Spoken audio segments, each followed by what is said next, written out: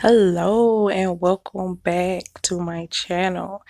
And in this video, it is basically a how-to video, and it's how I apply my Upart wigs. Yes, I'm still wearing Upart wigs. Yes, and how I apply them to my hair and how I apply them to others. So anytime I'm doing a U-part wig or a bob or any type of sew-in, I always part out my parts, and that's how I create my leave out. And this is what the wig looked like. So we named her Blue Baby, which my lighting doesn't do this color any justice. It is a beautiful, I think it's a dark blue. We use Empire hair. I think it was 2 10s or a 10 and a 12. I can't remember. I know it was Empire hair, and I have the list of the items in the description box. But yeah, this is just where I'm trying to part out my leave out. As I said, I make my part first, and then I pull evenly from both sides of the part to create my leave out. So I can be a bit of a perfectionist when it comes to my parts. So right here, it's going to take me a few minutes to make sure I get everything and make sure I have all the hair I need out to cover the wig.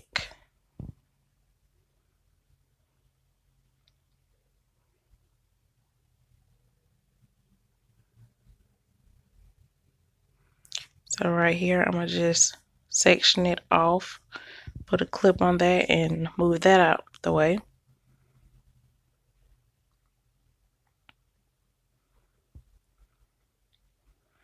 And next, you want to make sure you have your perimeter braids. Those are the most important braids. So my perimeter braids are the 2 braids around my leave out. And right here, I'm just measuring to make sure I have the right amount of hair left out for the wig. So, because you want to make sure you cover all of the top part of the wig.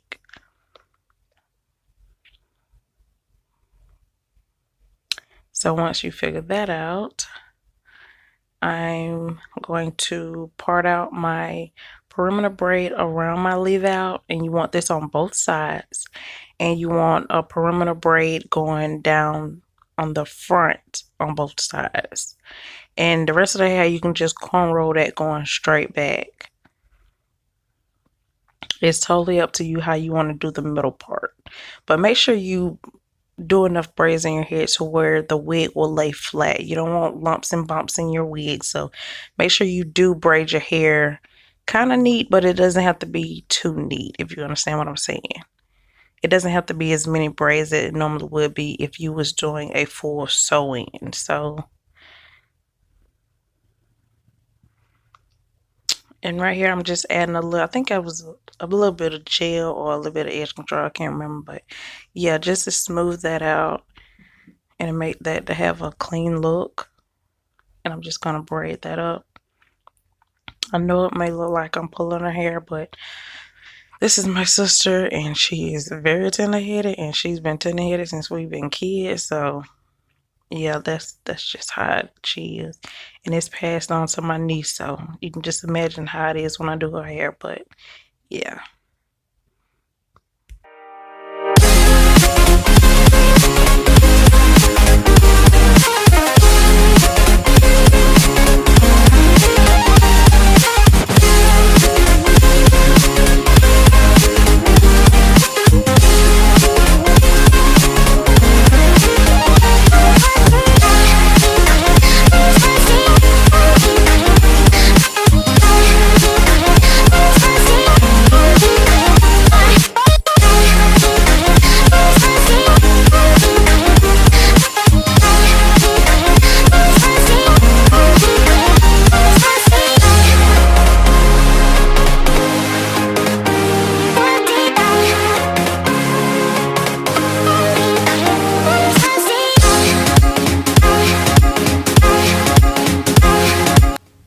Okay, right here I've done the perimeter braid for both sides around the leave out, and right here I'm just going straight down with cornrows, And I'm taking the ends and I'm tucking it up into the next braid, because you don't want to have all these ends left out at the end, so then you don't have to worry about sewing those down. So right here I'm just creating a part for a cornrow,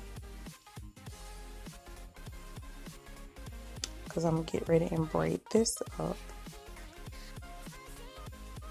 and I'm gonna continue doing this until I have completely braided all of the hair. 2, 3.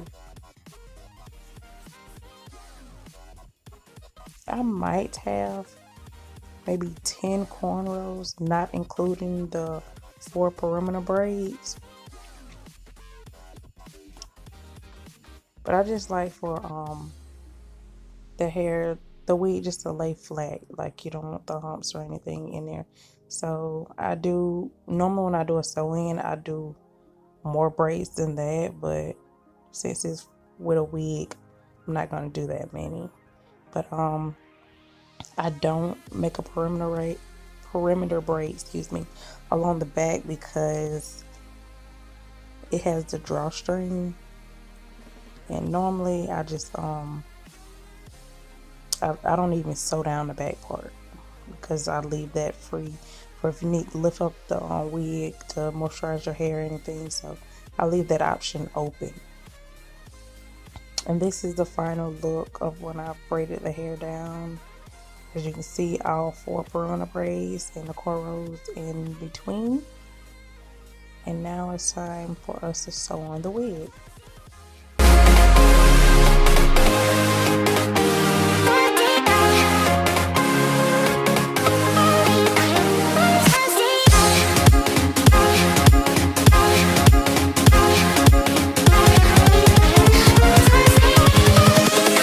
Invincible.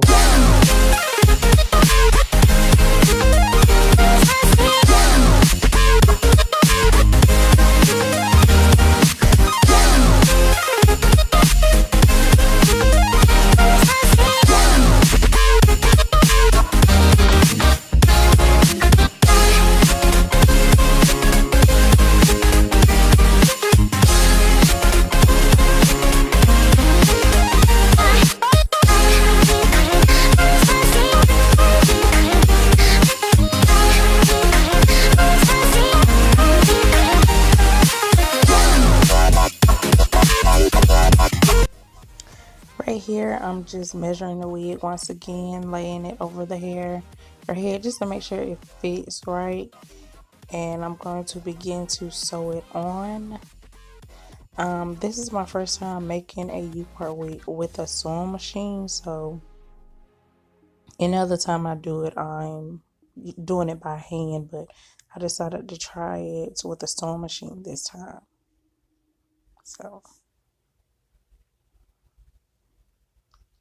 So I make sure I have both perimeter braids. Well, make sure I lay the wig exactly where I need it to lay on the perimeter braids around the leave out. And I start in the middle in the back, and I go to each side, and I will stop at the front, because I don't just do the braid around the leave out and then go down the sides and then start on the other side. I do it section by section. So once I completed this top section right here, then I'm gonna go to the next top section on the right side, and then I'm gonna come back to the left side and go down the side perimeter braid. Then I'm gonna go back to the left side and go down on that perimeter braid. It might seem like it's a lot, but I try to make sure the wig is secure and it's even properly, so that's why I do it that way. But to each his own, but this is just the way I do it to make sure it's correct in my book. So I'm gonna just finish sewing this up, and yeah.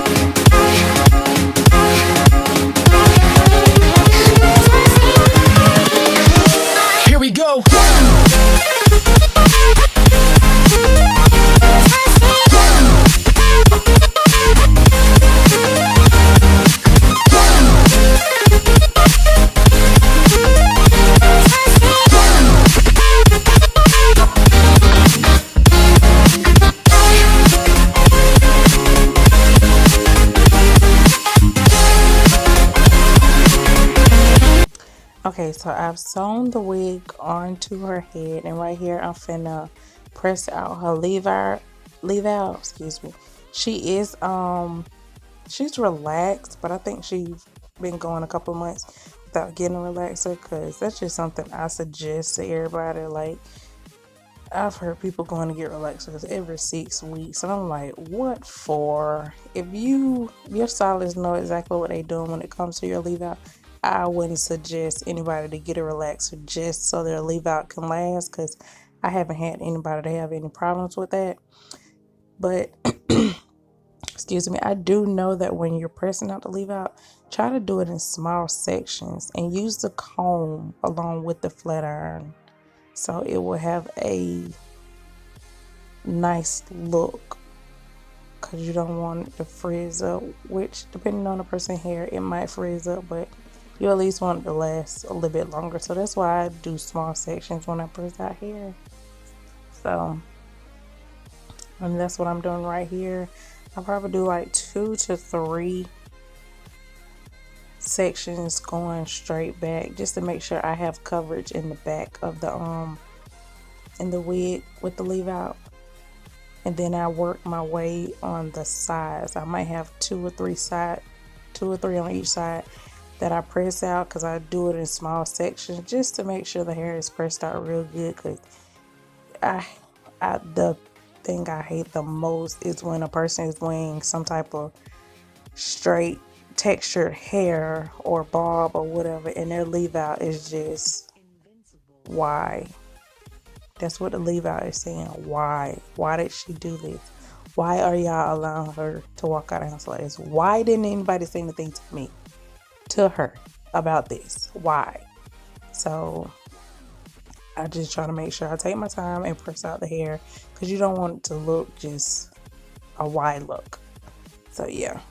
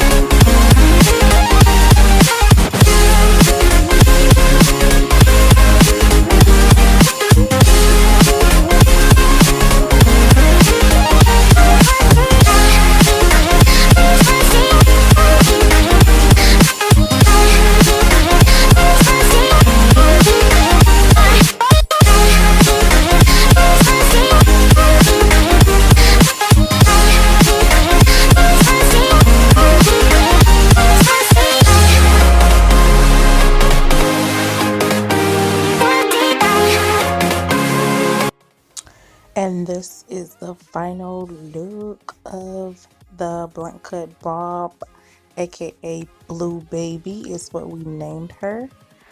But yeah, I love this color. It is so gorgeous. But make sure you subscribe to this channel, and you can leave me a comment below if you have any questions. Until next time, bye.